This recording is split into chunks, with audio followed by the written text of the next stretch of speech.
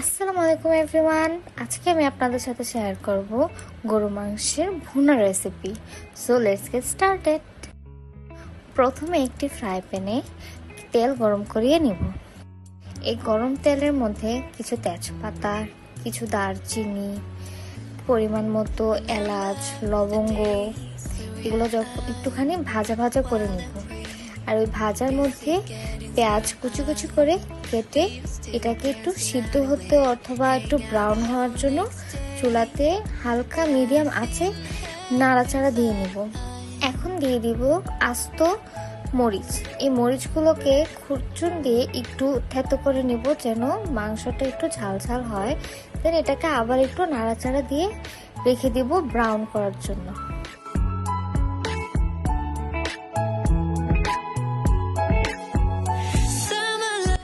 এখন দিয়ে দেব পরিমাণ মতো লবণ,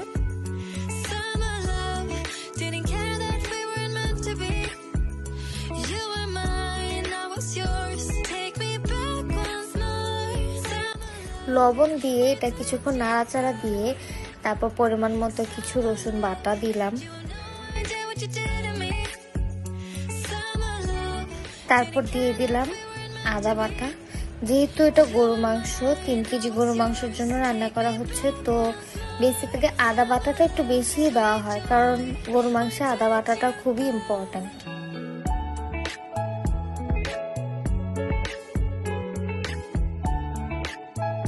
আদা রসুন বাটা দিয়ে মশলাটাকে আরেকটু কষিয়ে নিব যেন কোনো দাগ না থাকে, কারণ এটাতে পানিটা খুব কম ব্যবহার করা হবে। আদা রসুনের পেস্টটা যখন একটু ঠিক হয়ে আসবে তখন সেই সাথে গরম মশলার গুঁড়া, এখন দিয়ে দেব মরিচের গুঁড়ো, তারপর দেব হলুদের গুঁড়ো। এগুলো সব হচ্ছে পরিমাণ মতো আপনারা দিবেন, তবে আমি এখানে 2 চামচ মরিচের গুঁড়ো এবং 3 চামচ হলুদের গুঁড়ো ব্যবহার করেছি, কারণ আমার মরিচের গুঁড়োটা একটু বেশি ধাক, যার কারণে আমি একটু ঝালটা পরিমাণ হওয়ার জন্য একটু কম দিয়েছি।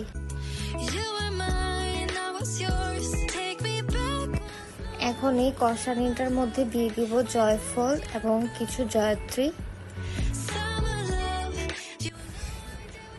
এখন দিয়ে দিব একটুখানি পানি যেন মশলার ধাকটা ভুনার মধ্যে না থাকে আর এই পানিতে যেন একটু তেলটা ভেসে আসে।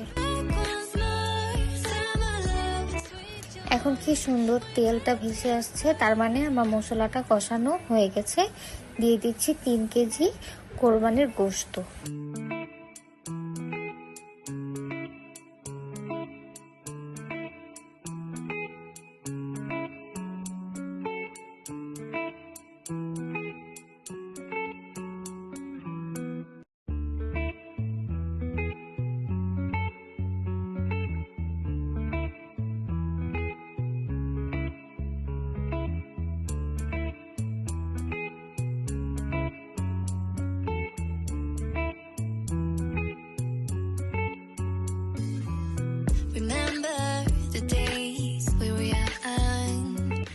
গোশতটাকে ভালো মতো মিশিয়ে নাড়াচাড়া দিয়ে এখন ঢাকনা দিয়ে দিব আপনার 10 থেকে 15 মিনিটের জন্য। এই 10-15 মিনিটের মধ্যে আপনার ম্যাক্সিমাম 2-3 মিনিট পর পর এসে মাংসটাকে ভালোভাবে নাড়াচাড়া দিয়ে যেতে হবে যেন মাংসটা নিচে না লেগে। মাংসটাতে যখন তেলটা বেরিয়ে আসে তখন এই ভাজা ভাজা মাংসের মধ্যে হালকা কিছু পানি আবার ঢেলে দেব যেন পরিপূর্ণভাবে সিদ্ধ হয়।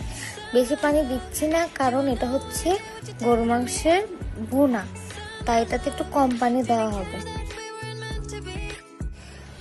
মাংসটাকে ঢাকনা দিয়ে আরো 10-15 মিনিট পর ওয়েট করে দেন এটা যখন সুন্দর মতো সিদ্ধ হবে তখন বুঝতে হবে আমাদের ভুনাটা রেডি।